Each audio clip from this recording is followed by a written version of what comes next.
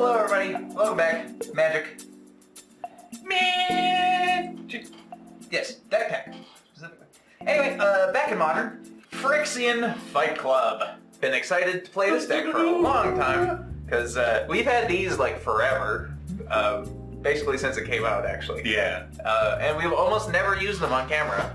Which is how they are blessed perfection. Yeah, I mean, look at this thing. Look how much this thing is. This line of text used to be a downside, and the card was still playable. And now it's just an upside. Anyway, regardless, let's start at once here. So, Fight Club, it's a type of deck where you're trying to get these creatures to get into skirmishes with your opponent's creatures, and typically you win or really, really damage your opponent, because you don't want to be fighting. Yeah, typically you win, even when you lose, you win. Yeah, it's great. So we'll start at once here. You can't explain the deck. The first rule of Fight Club is you don't talk about Fight Club.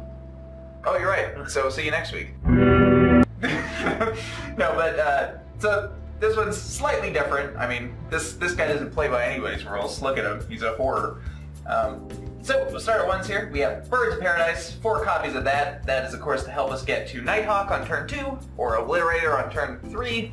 And worst case scenario, it's a 0-power creature that you can sacrifice to like a Bushi Tenderfoot, but I'll get there. So Bushi Tenderfoot, of course, 1/1. Whenever a creature is dealt damage by Bushi Tenderfoot this turn, you get to flip him into a 3/4 double strike Bushido 2, which is nutty. One of my favorite cards of all time. Then we have Ulvenwald Tracker, 4 copies of that. So a lot of the fight type decks that I make rely more on spells, especially some of the one-sided fight spells, but this one actually wants to get into fights. Yes, like this one doesn't want to be I just deal damage to your things. You actually want them to attack your stuff. So. Which makes a repeatable fight ability pretty spicy in this sort of list. Now, the funny interaction with all of these 1-drops here, Ulvenwald Tracker, one of the early cards that had the word fight on it, because that wasn't always a mechanic. And nowadays they print them where like, target creature you control fights target creature you don't control. They almost all across the board do that sort of a thing. Ulvenwald Tracker, just target creature you control fights another target creature, which means that if you go like turn 1 birds and then turn 2 drop a couple of these dudes, you can actually make your Bushi Tenderfoot fight your Birds of Paradise that you don't need anymore to get the free flip on him, which is kind of cool. Probably don't want to be doing that most of the time. You want to be killing something your opponent has, but if they're not playing creatures, it's pretty spicy. So then we get 2 drops, so we have High Priest of Penance. This is an interesting one. Whenever he is dealt damage, you may destroy target non-land permanent. So fighting deals damage to him. And oh look, you gotta destroy something. Turns out, and worst case scenario, that could be the thing that you fight. So he could still lose that fight, but take your opponent's thing down with him, which is pretty cool. Or you can like fight their Birds of Paradise. Yeah. Well, I guess not their birds, but they're like Llanowar elves, and then kill, their big threat. Yeah, yeah. And he's also like, you just play him as a blocker, and your opponent's like, is it really worth it sending anything into him? So it's like better than Death Touch. But he destroys the best creature on their field instead. Best thing on their field. Permanent. Yeah, could be a planeswalker, could be anything. So yeah, that's just a really good spicy card.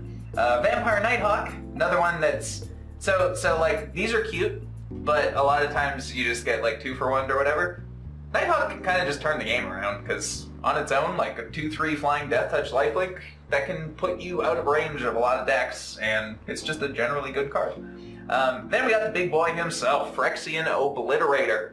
So 5/5 trample for 4, ignore the fact that it's 4 black, because we'll get to that.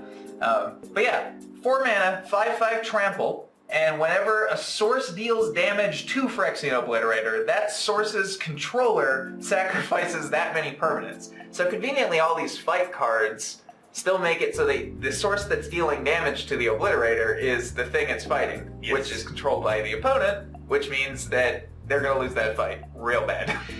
We have 3 copies of Unearth, which for 1 mana lets us get back something with converted mana cost 3 or less, which is pretty good. Most of the things. It's not Obliterator, but whatever. Vampire Nighthawk down. yeah, like everything else is pretty sweet. So unearthing like high priests after you like destroyed their best thing and like traded for a 1/1 or something like that. Yeah, like like bring it back for a mana. Like perhaps they send in, you trade for their best thing and then cap the bigger thing, and then on your turn you're like unearth, and they're like, oh.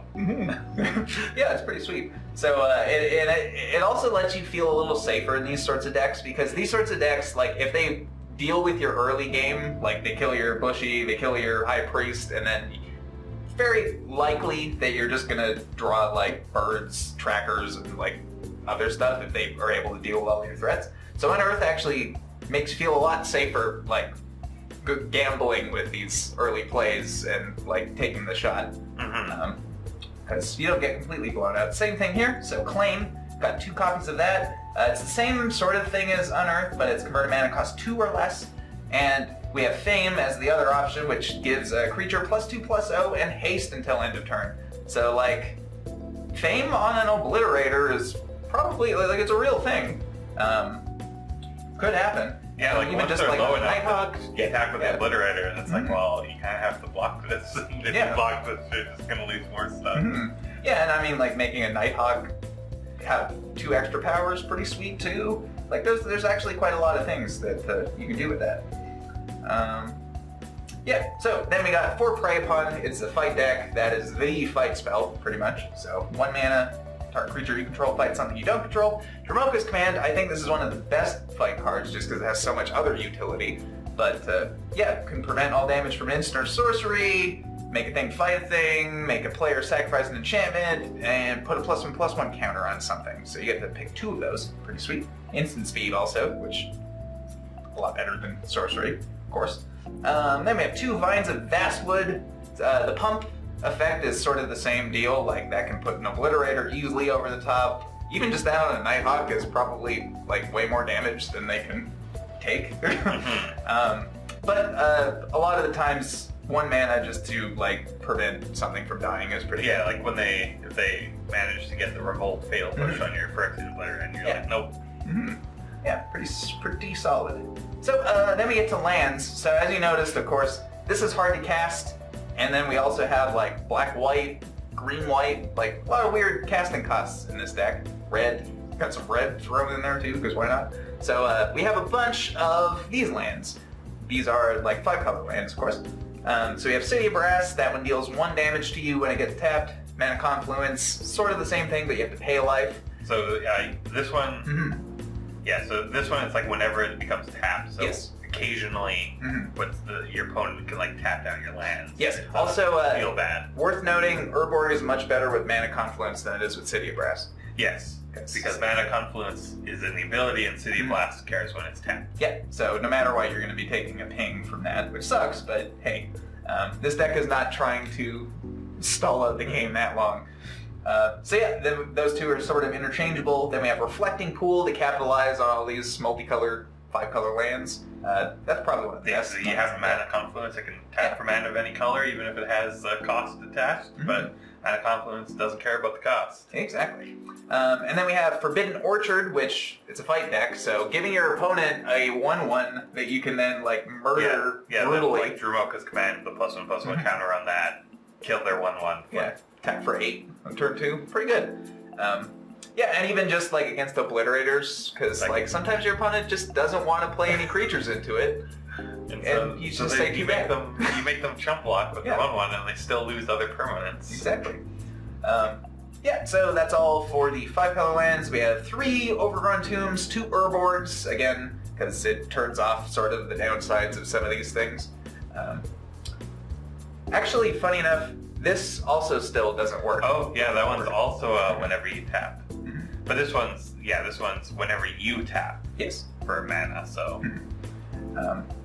Where City of Brass cares specifically about being tapped. So if your opponent has tap effects, it's really bad. Yeah. Let's do those, and then 1 Swamp. So that is Phyrexian Fight Club, and I'm excited. Boosh.